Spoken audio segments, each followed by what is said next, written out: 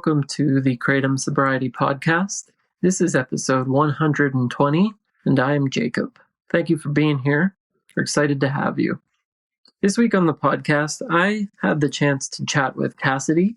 She's a young woman who found herself addicted to the kava kratom drinks. Her addiction escalated pretty rapidly, and it escalated not only in the sense that her usage of kava kratom drinks grew exponentially, but she also found herself led into some harder drug use. But her story is not uncommon, I would say, and she's one of the younger guests we've had on the show, so we're excited to let you hear that one.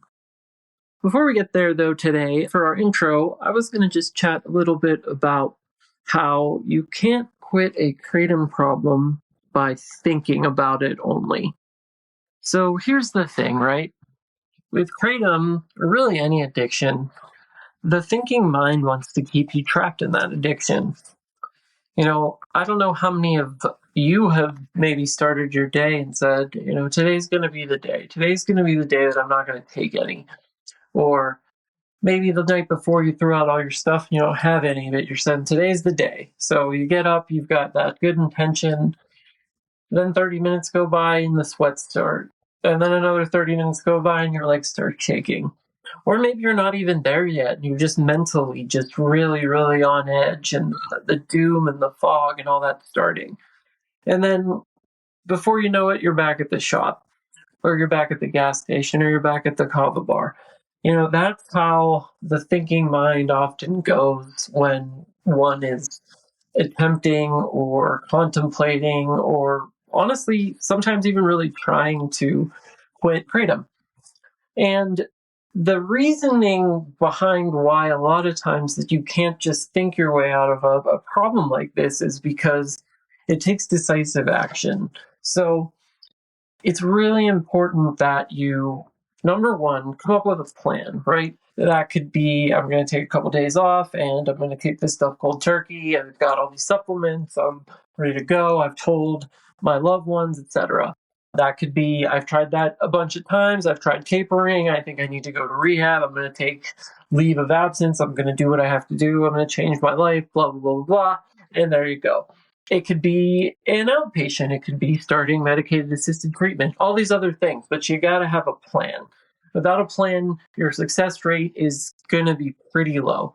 Just being honest, that's what most people will tell you if you've been in this recovery game for a little bit. I said something when I was talking about making a plan that was also really important, and that is you got to tell someone. You really got to. I know this can be a really shameful addiction in particular. I really didn't want to tell anyone about this one. Even more so than alcohol or anything else. It's one of those things where you're like, how did I find myself here? Well, you did. And I'm sorry that you did. It sucks. It really does. I really sympathize for you. But the good news is you don't have to be here if you don't want to be here. And I don't say that like it's the easy thing. It's going to be hard. It's going to take a lot of effort. But you can do it. I did it. So many people on this podcast did it. The guest you're just going to hear from, Cassidy, did it. So you can do it. So that's really all I wanted to say in our intro today. There's a lot of common themes that we get to observe, particularly for those of us on this side of the mic that get to do the interviews and talk to the guests and do the coordination. But even if, you go to some meetings and you get active in the community, you'll see these themes over and over again. It's really important just to make sure that you have a plan and that you tell someone and that you're geared up to really give this thing your all, because without that, you can find yourself right back in the thick of it. All right, well, with that, we'll get on to the interview, and thank you all so much.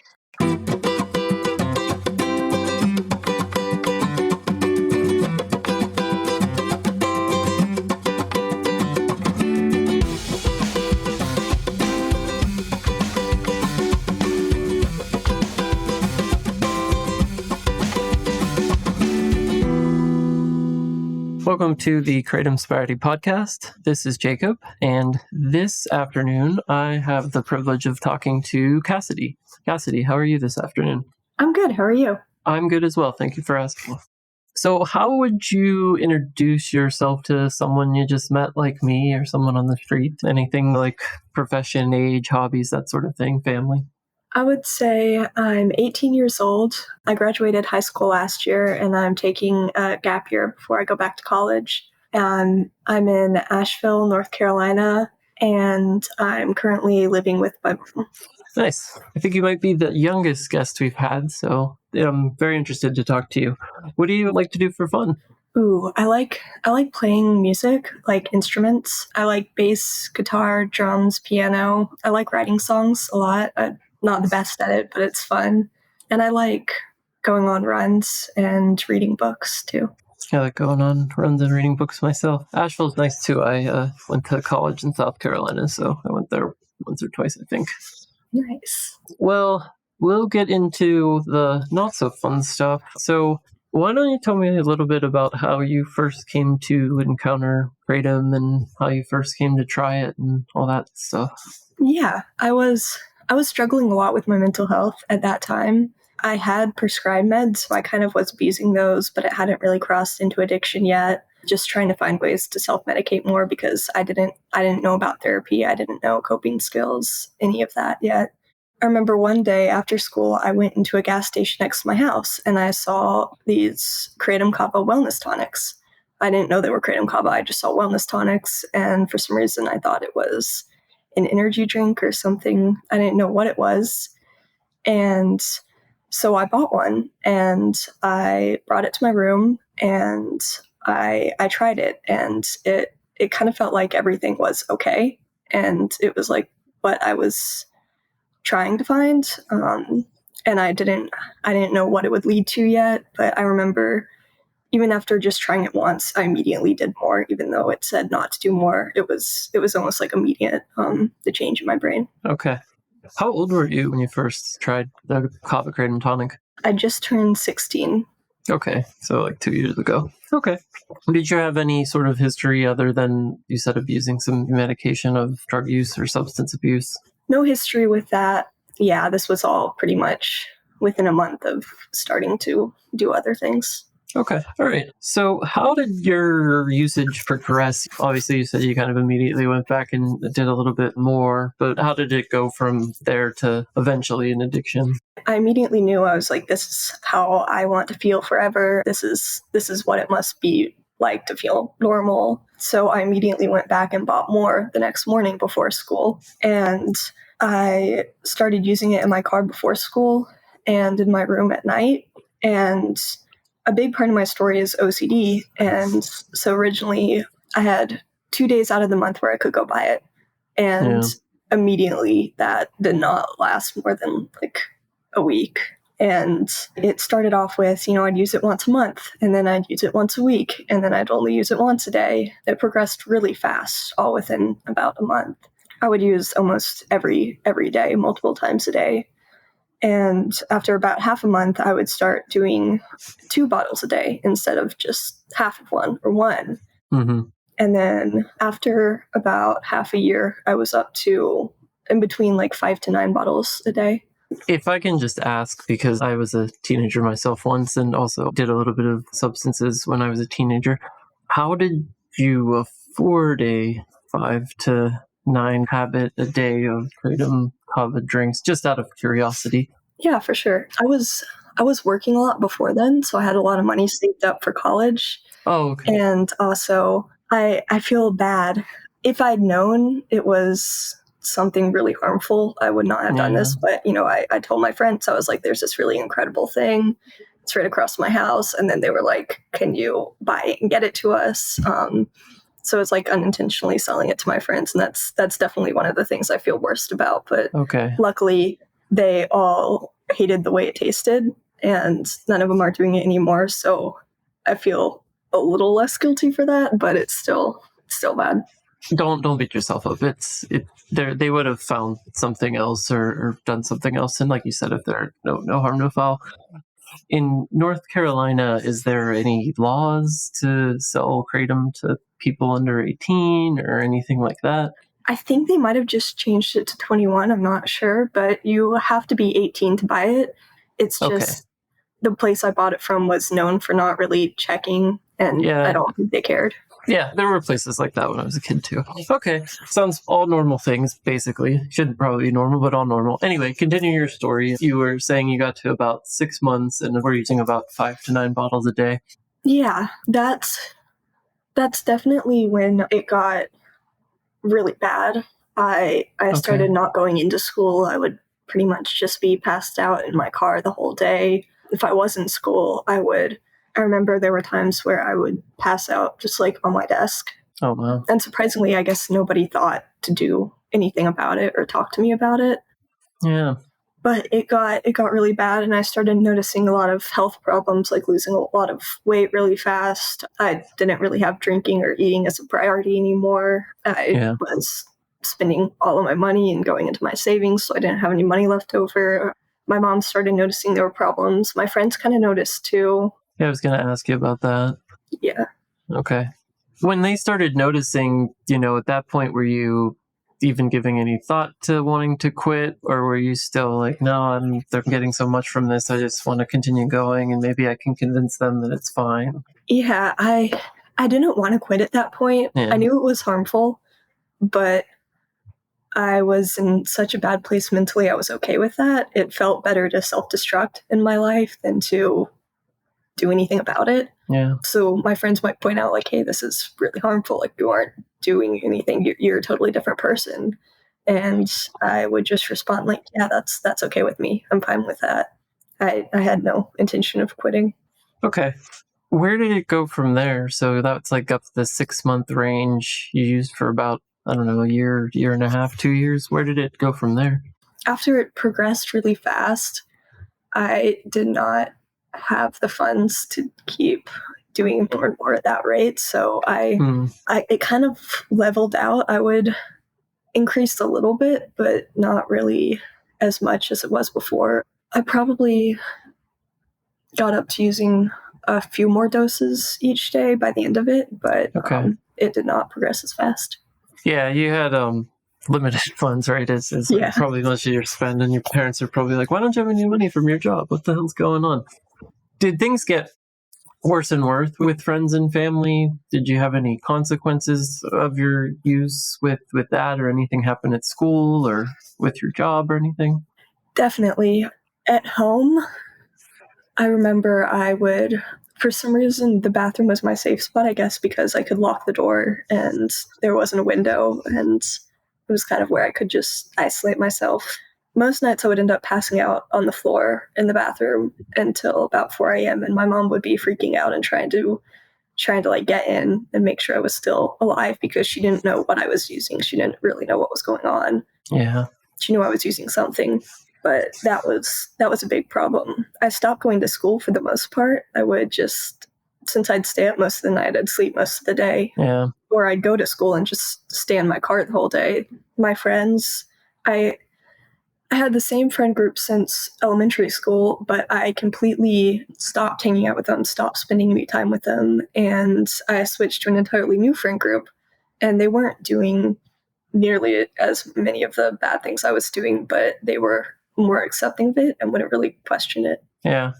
I did some of that too when I was younger and older, because addiction progresses and such if you continue to do it. Did you know anything about Kratom or these Kratom coffee drinks before you had gotten involved with them? Did you look it up at all as your usage progressed? I knew nothing about them before, but when I noticed they were making me feel different, I kind of thought, I was like, this isn't normal. So I looked up some things about them, and I saw some of the lawsuits that were happening and the claims, and I was already deeper into my addiction to them. But at that point, that it made no difference. It didn't do anything to scare me. Okay.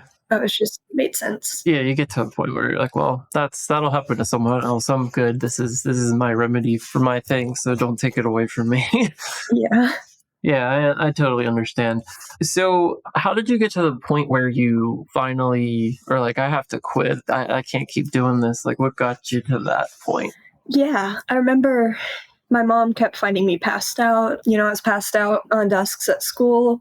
I used to play 2 sports, but I quit both of them. I was in a band and I quit that. And I remember when that stopped working as much, I started getting more into street drugs too, because they cost less. And this was still my main drug of choice. And whenever I had money, I would try to get as much of this as possible. But it was getting a lot more dangerous, especially mixing substances. And my mom started finding the bottles and kind of paraphernalia for other drugs around my room. And of course, she would confront me with it, and I would be like, oh, I won't do it again, I promise. And then I'd go and immediately do it again, of course. And yeah, luckily, I did not progress into IV use of anything, but I did have a friend at the time who gave me needles, and my mom found them in my backpack. Okay. I was never good at hiding anything. And she sat me down, and I knew what was coming, and I entered the conversation very defensive. And I remember she said to me that she wanted to get me help, but she knew forcing me into treatment wasn't going to do anything, and she wanted me to be ready, and she wanted to help me in whatever way I was ready for at the moment. And for some reason, that completely caught me off guard. Wow, she really diffused the situation. She did. And so I agreed to go to treatment. And later that night, we went to my doctor, and I stayed there till they found a place, and then I was on a plane to California. Oh, wow. So I assume the street drugs were like more opiates, like fentanyl or something. Exactly. Yeah. Well, I mean, that's a reality of how this can always go. So, I'm just glad that you're still here and you're still with us. So how was treatment? What was that like? I definitely needed it, but it was really tough. I went in so angry. I tried to do the opposite of what anybody told me to do. I was not interested in getting along with any of the other people there. Normally I don't act like that, but I was just so mad at the world. I remember I went through kind of a medical detox using Suboxone, and I slept through the first few days. And detox was rough, but I'm definitely grateful at least I had a medical team there. Okay, so they weaned you off the Kratom kava, the street drugs, and everything else. Okay. Definitely, yeah. That's good. It was. I think it helped a lot. Yeah. And it was nice getting to meet other teenagers that were going through the same thing, because I genuinely believed it was just adults. Not really anybody my age. And then I met other people who were going through similar things, and it was kind of nice to connect with them. Eventually, they did not know how to deal with my mental health. OCD was the biggest thing I was dealing with, and they had never treated anybody with it. So I ended up after 2 months, I got sent to a giant hospital that treated a bunch of different things. And I was in their OCD and anxiety adolescent unit for about 5 months. Okay. Wow. When you had the medical detox, did you still have withdrawal symptoms? Were you able to sleep? Was it still really rough? It was really rough. I slept through the first 4 days, kind of in and out of consciousness, really. I don't remember it that well. But I remember after that, it was a lot on the emotional and mental side. The physical part, there was still a little bit of symptoms, but it wasn't too horrible. It was manageable. The mental aspect of things was very difficult. Yeah, I bet. I remember when I was 19, I got sober for the first time. I only made it 6 months, but what you said about relating to other people your own age, because that was like my experience up to that point too, was like, it's a bunch of old people in a bunch of rooms talking about things, smoking cigarettes, and I don't really want to be in there with them. So I get that. What was your kind of recovery like during those 6 months that you went through after? Did you feel like your brain was healing? Just how did your mental state, what was that like? It was really tough at first. And I remember I would have panic attacks almost daily. I felt like the world was just ending. I didn't know how to function without Kratom and kava. I didn't think it was possible to function mentally without it. Yeah, there's your baseline. Exactly, yeah. And as I kind of started accepting the treatment they were trying to give to me more and actually participating and learning better coping skills, it helped a lot. I definitely think brain fog lasted a while, but that progressively got better too. That's great. Did they have you go through like an AA program? Yeah. Okay.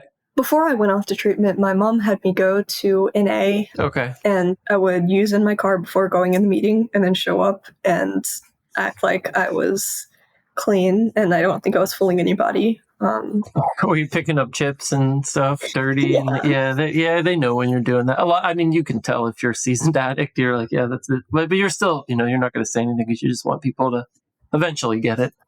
Definitely. I think looking back, they definitely knew, but I at least kept coming back, and eventually kind of some of the things they were saying did get in my head, and I would just hear like, "One is too many, 1,000's never enough," like all the sayings kind of in my head. And in treatment, they would take us to meetings in the rehab facility. In the other facility, since it wasn't for addiction, they would have me do online meetings sometimes. Okay. And that was helpful. That was really helpful. That's good. Have you had any relapses or anything like that? Yeah, I have. So as most of y'all probably know, the hurricane hit really bad here. Yeah. And it was really traumatic, just being cut off from everybody and not being able to call. I wasn't able to call my sponsor, none of that. Damn. So I ended up relapsing. It started with alcohol. I thought it was just going to be that within like 24 hours, I was back out doing street drugs and Kratom. And it lasted about 2 weeks, but it progressed a lot faster, and it was bad. Yeah, every time you go out, it gets faster, harder, and the consequences tend to get worse. Sometimes you get away with one or two, but it's not. It's rare. Exactly. And you don't want to play those odds. They're not favorable odds for you. So what's your Kratom abstinence date at this point? It is October 12th, 2024. That's awesome. So you've got like 3-4 months now. 3 months, 20 days. Yeah. 3 months, 20 days. Yeah, that's great. Are you still going to meetings? Are you, what are you doing to, try not to get back to that place? Yeah, I go to meetings almost every day. I have my sponsor. I call her daily. I have a really good community support system through that. I also do therapy because mental health is such a big part. I know that if I don't focus on continuing to improve on my mental health, I will go back to trying to self-medicate for it.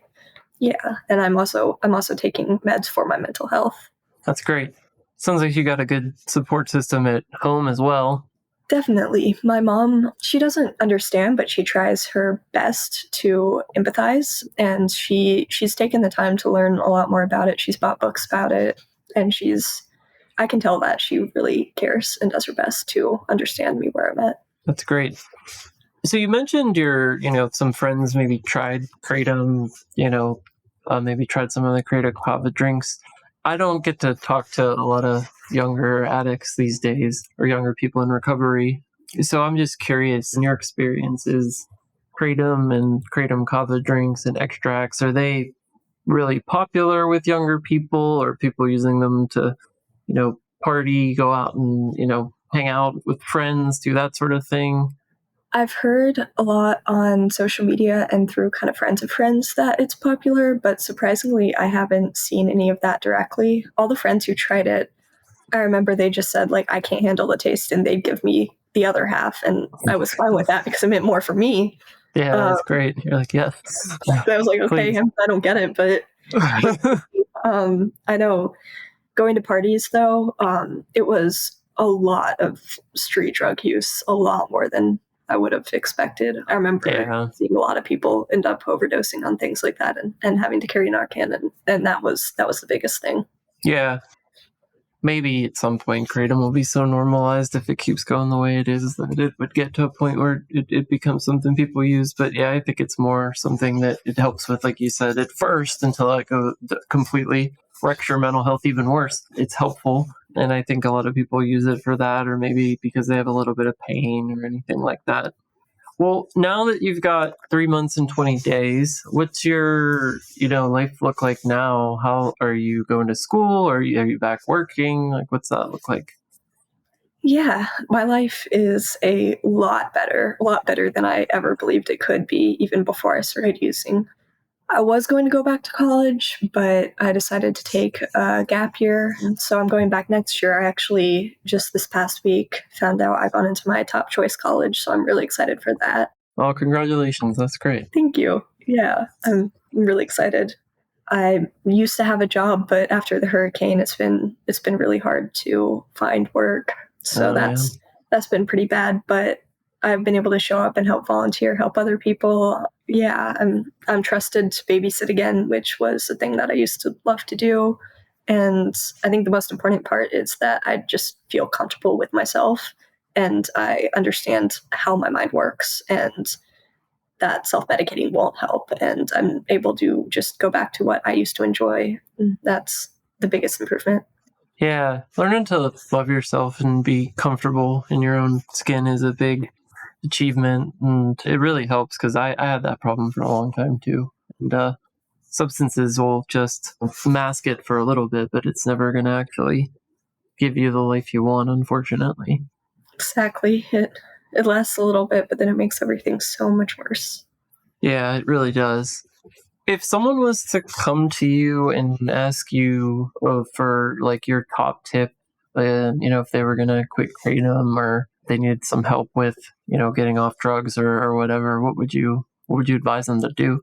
Oh, that's a good question. I would definitely tell them to learn some good coping skills because in the first few months, it really messes with your brain functioning and your mental health, and good coping skills can really make a big difference on not going back out there.